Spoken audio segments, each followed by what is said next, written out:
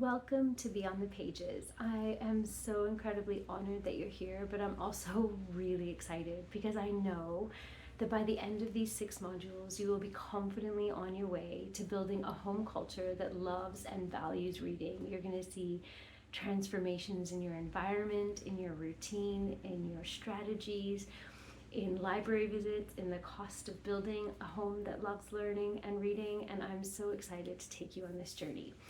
So today is module 1. That means we're all about the environment and the setup. Are you ready? Okay. So the first thing that we need to do when we're talking about the environment and the setup is making sure that you've got books in spaces that you're in. It might be great to have a library, a little nook or a library like this, but if you're never in that room or that space, those books are never going to get touched. So it's really important to kind of take an inventory of your day and your week. Where do you and your kiddos spend the most time? Is it in the kitchen? Is it in their bedrooms? Is there a designated playroom? Is it in the family room? Is it in the basement? Where are the 3 most common places where you are spending time together, where you're all in that room at the same time? And those are the 3 spaces that I would highly recommend having books in those areas, in those spaces, because that's where you are. Those are the places and the times where you're going to be able to easily grab a book and read. If you have to leave that room to go to another space to grab a book, let's face it, you're just putting barriers instead of creating opportunities. So 3 spaces that you and your family are commonly in, and that's where we're going to put books. Now, the second most important thing is how you present the books. So I've got a really amazing strategy for this, and it works all the time. The first thing you need to do is find a box or a basket. Now, you don't have to go out and spend a whole lot of money. You can if you want. There are some beautiful baskets out there. But a lot of times we just don't have that sort of budget, and we didn't. I started with this. This was actually a bouquet of flowers that I got when I think Aoife might have been born, and this was one of our very first forward-facing book baskets. Okay, I've also gone through many stages and times where I used Amazon boxes, where I would cut the tops, tape them, and to be honest, I still think this might be a little bit too deep depending on what your age of your children are, but this is another great strategy.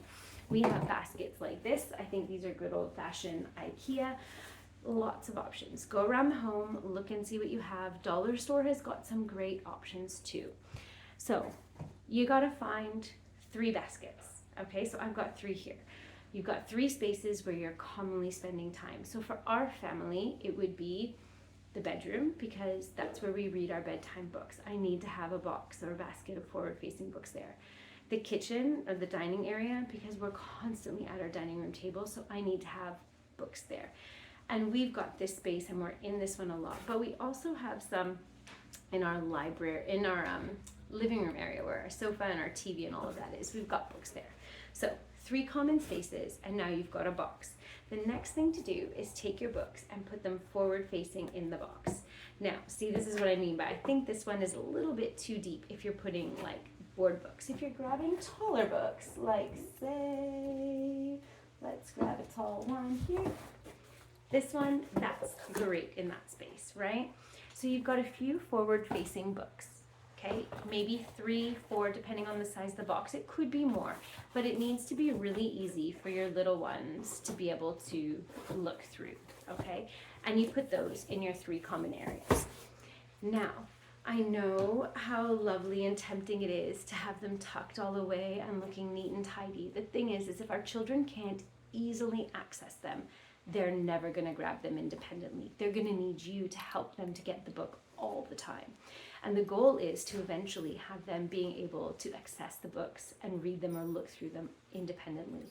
A lot of our book boxes and baskets do sit on the floor or on the very bottom shelf of a cabinet. That way the kiddos can grab them without having to lift something heavy or high, because books get heavy. So having them really easily accessible is very important as well. So we've got 3 most common areas. You need some baskets in those areas. you need to put some forward-facing books into those baskets, and those baskets need to be easily accessible. I'm going to stop there because I do have a workbook for you.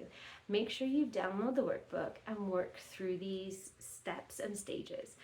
One little bit of homework I have for you. Once you've done it, I really want you to take a pic and send it to me. In this email, there's a link for you to upload the picture, and I'd love to see how your book spaces are being transformed. All right, I'll see you tomorrow for Module 2.